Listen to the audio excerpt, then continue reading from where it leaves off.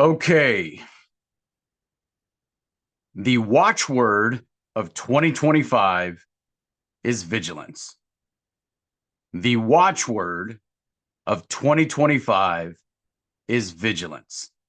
Now, what is a watchword? Because this is a word that is not in common usage today, but it's a word that in olden times could have been a synonym for a password that might be used in a military or other type of security situation. It's not necessarily used in that way as commonly nowadays, and that's not necessarily the way in which I'm using it today.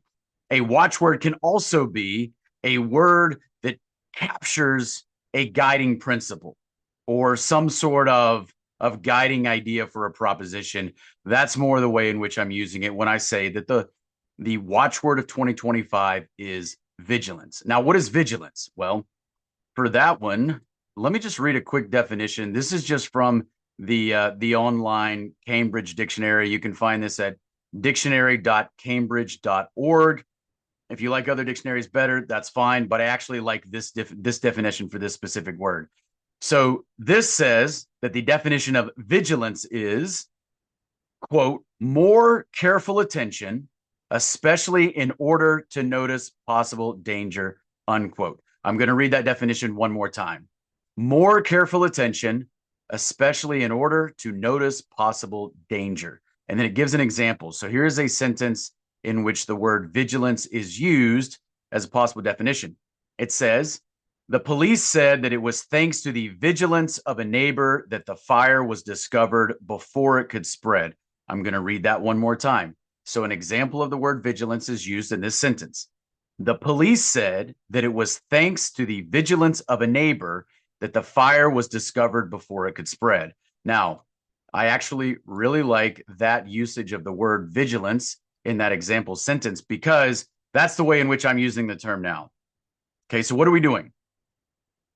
As we move into 2025, we are keeping ourselves alert. We're keeping our eyes open, our ears open, our minds open, and we are aligning with truth, and we are looking for possible dangers ahead. We're not closing our eyes. We're not closing our minds. We're not assuming that everything is going to be okay. Though we may be optimistic, we may be hopeful, but we are keeping an open mind, and we are on alert. We are on guard as to the possible dangers that lie ahead. And one of the reasons that I like that specific example sentence is because it specifically mentions noticing the fire before it could spread. Or in other words, through vigilance, we can notice dangers before they become more pervasive, before they become more widespread, or before the danger becomes greater than it is at the moment that we first notice it. So that's the way in which I am using the word vigilance when I say that the watchword for 2025 is vigilance. Now, what are some things that we need to keep in mind? Because when I say that, and when I talk about what's coming ahead in 2025, and I just posted a video a week ago about what I expect in 2025, you must understand that I'm talking about much more than just the coming administration. Now, do I believe that the incoming Trump administration is a large part of the overall agenda for what lies ahead? Yes, I do.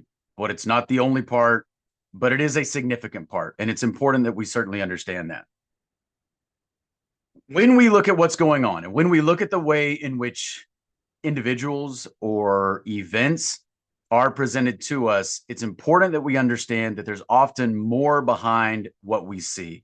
Everyone has heard the term psyop.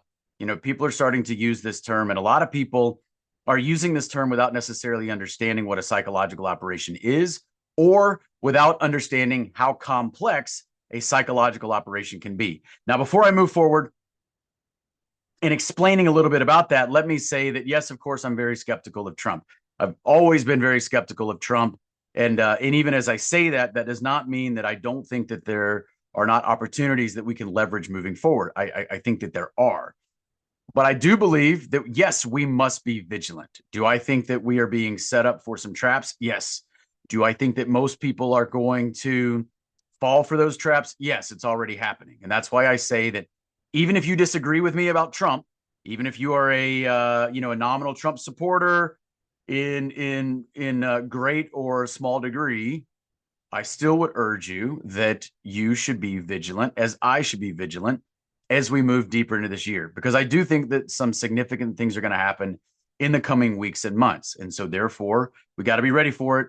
And we've got to ensure that we are not corralled into the direction that the networks of power want us to go. And I personally believe that, Trump is merely operating on orders from the networks of power that own and control him and own and control the circle of cronies around him.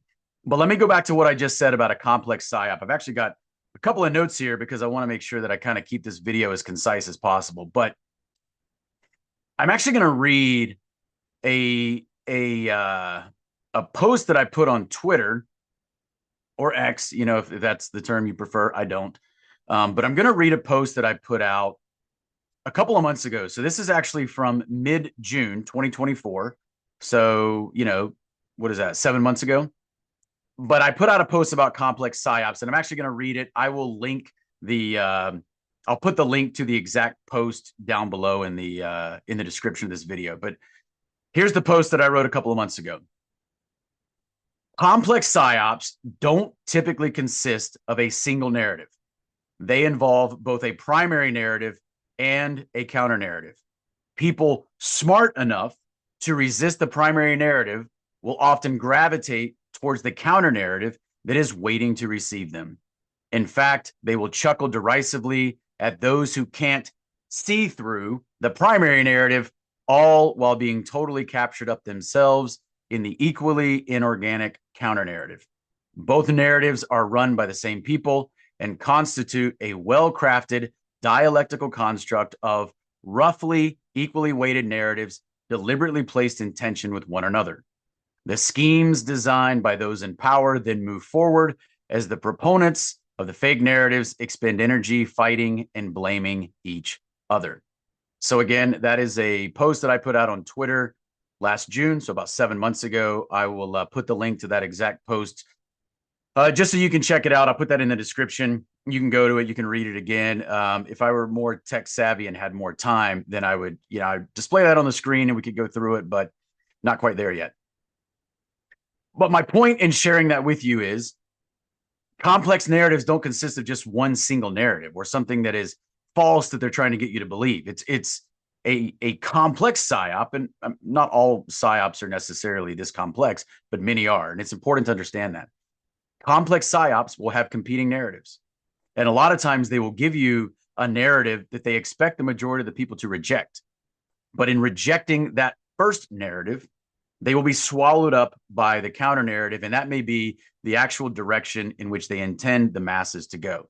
And I believe this is largely a pretty good description of what has happened with the Trump campaign.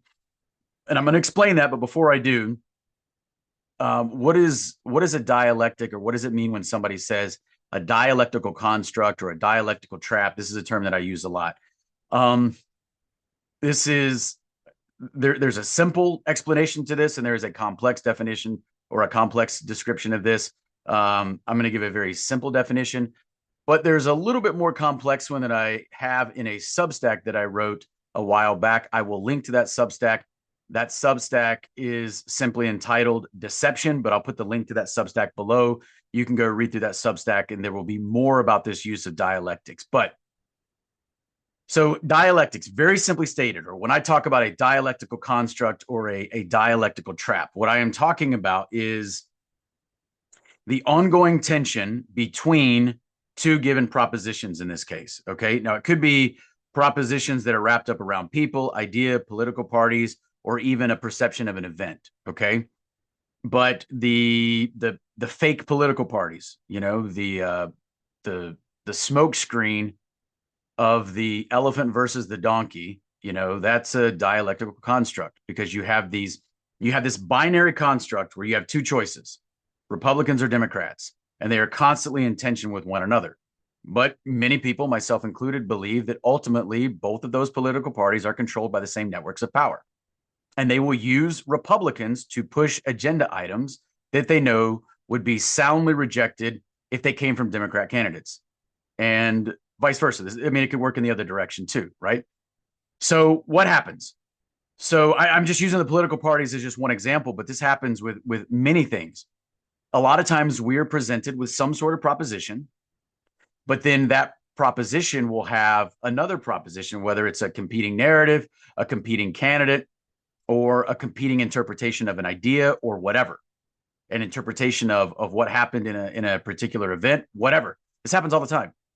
And you will find yourself, if you're not careful, you will find yourself either in camp A or camp B, and the two camps will constantly be in tension with one another. They will be fighting and expending energy,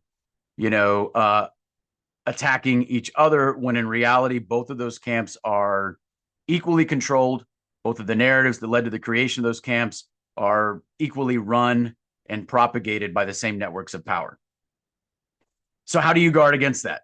How do you guard against being swept up in competing narratives that are part of the same dialectical construct? Well, when we are presented with an idea or with a person or with some other type of proposition or with a narrative or with some event that's going to have some sort of interpretation around it, you don't necessarily have to immediately come to a conclusion as to what you think is going on, or whether or not you agree or disagree with that candidate, that idea, that proposition, that narrative, or that interpretation of a particular event. No, you can wait for more information to come out. You can wait for other information to either corroborate your original thought or not, or to run counter to maybe what you initially thought. So you don't necessarily have to immediately jump to conclusions. If you have some initial thoughts, you can just wait and say, okay, well, all right, I can kind of see where maybe this, but as more information comes out, or as you kind of refine your thoughts on that, you might find yourself entertaining other ideas. And so it's just better to just operate very, very cautiously. I know the idea of skepticism gets a bad rap these days, but it's okay to be a hopeful skeptic. It's okay to be cautiously optimistic, so you can be optimistic while having some sort of guarded tendencies. You don't immediately have to jump to conclusions. You can have initial thoughts. You can even entertain those thoughts, but you can also entertain competing thoughts with the initial thoughts that you had before you make determinate conclusions. Psyops, if complex psyops and psyops that are run well, and you got to remember, there's a whole machine of narrative engineers that we're constantly in battle with in one ways or another. We have to understand that. And the world and our country are not run by incompetent people. No, they're very smart, and they have a lot of resources, and they know what they're doing. They may be diabolical, but that doesn't mean that they're unintelligent. That does not mean that they are incompetent. Now they may hide their identity, and they may hide their true intentions by layers of incompetence or bureaucrats between them and us. Yeah, I think that happens. But we can't mistake the bureaucrats, some of whom are incompetent, with the networks of power that ultimately control those bureaucrats, some of whom are incompetent. And some of these bureaucrats, or these people, these middle layers, they don't even necessarily know that they're being controlled. But complex psyops will often include a lot of truth, and that truth will be weaponized against us. If these psyops were completely false, or if they had no ring of truth whatsoever, they would never work. So it's important to understand that just because something rings true or something looks good does not necessarily mean that it is ultimately going to be used for our advantage or for our benefit, or something that will ultimately move our society forward in a greater alignment with truth, or a greater alignment with the founding principles of our country. Next point. And I'm going to explain this about Trump, but it's much bigger than this. I'm just going to use some ideas about Trump as an example. So I have long been a critic of Trump, and I get criticized for being critical of Trump. But why do I criticize Trump more than I criticize Biden, or more than I criticize Kamala, etc.? So again, I'm going to point you to something that I posted on Twitter. I think this is from mid-October. So a couple of weeks before the election, that's really a selection, right? And I firmly believe that. But anyway, let me go ahead and read this post. Um, I get asked why I criticize Trump, but rarely mention Kamala.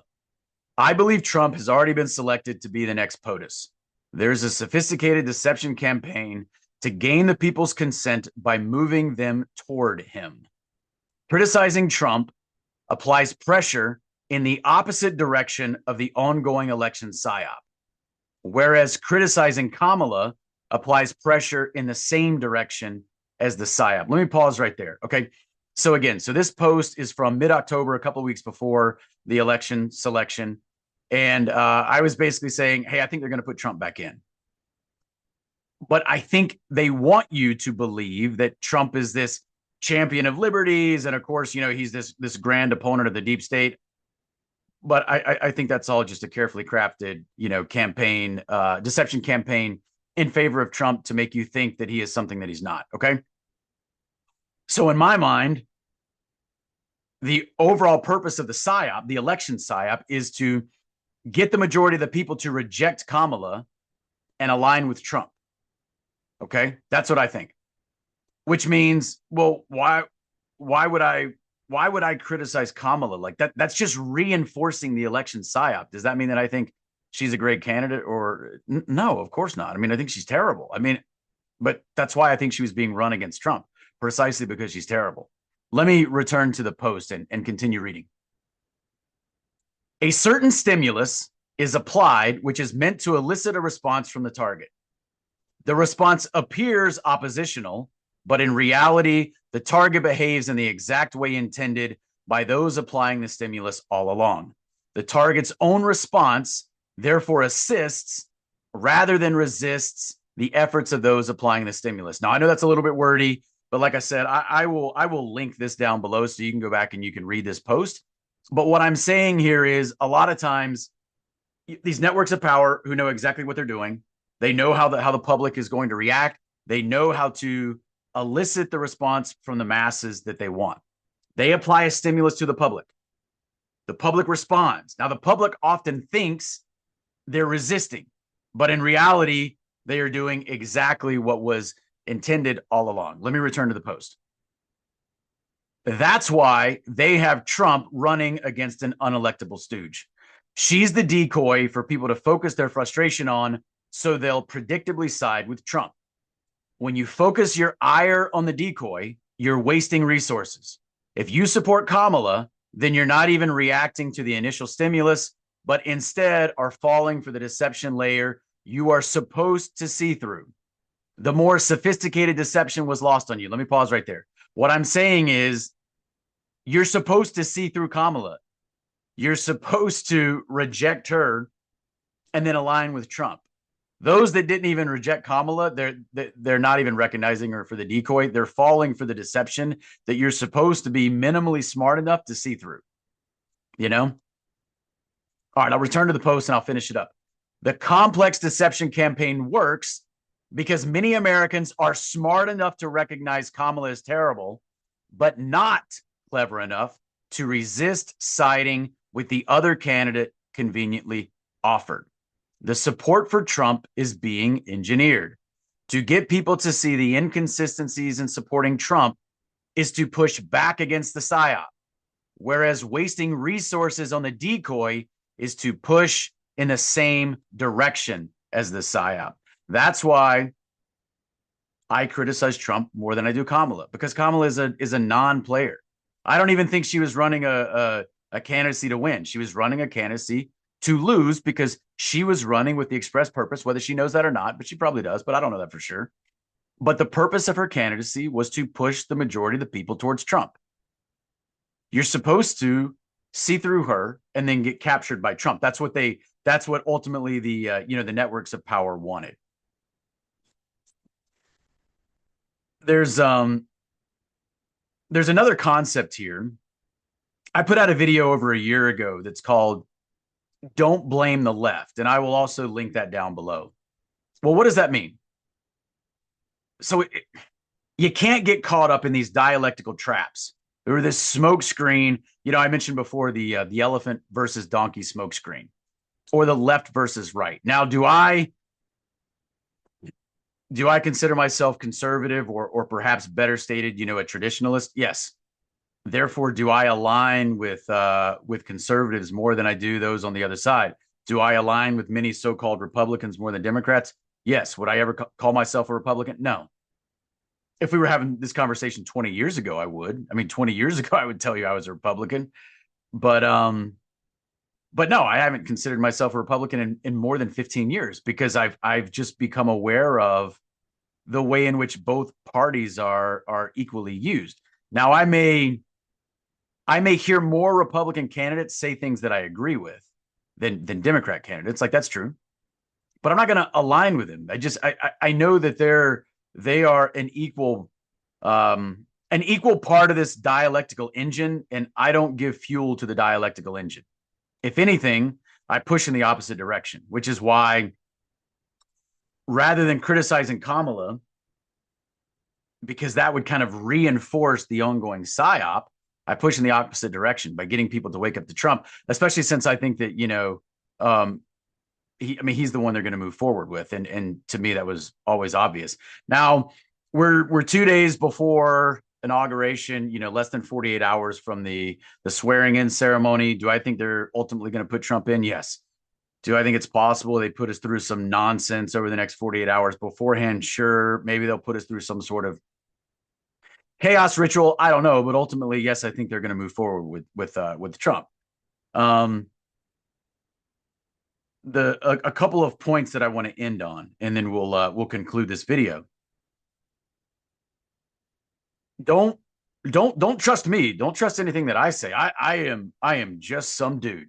You know, I am not here to tell you that I am any smarter than anybody else. What I am telling you is obviously my opinion. Now, I certainly think it's supported by plenty of evidence, and we could go into that if we had more time. Today's video is supposed to be kind of on the shorter side, but don't trust me. Don't look at me and say, oh, well, Brad Miller said it. If I say something that resonates with you or that you think makes sense, by all means, go and do research on your own or think about what I said. Don't just accept it because I said it. I'm just some guy. The other thing is, go back to the weaponization of truth. Again, the people who, the networks of power, and it's hard to know exactly who that is, and we can talk about that maybe in some other video. I also do have a video somewhere on here that goes into my whole worldview. But anyway, just because things sound true, just because you find yourself having an emotional response to something that is said or something that is presented to you, you have to understand that these networks of power are masters when it comes to narrative engineering. They know how to elicit a response in the people. They know that. It's important that you know that they know how to do that. So I'm going to return. We're going to kind of sum up by saying what I said in the beginning. When I think about 2025, my guiding principle for how to approach the coming weeks and months ahead in this present year is via vigilance. And what do I mean when I say vigilance?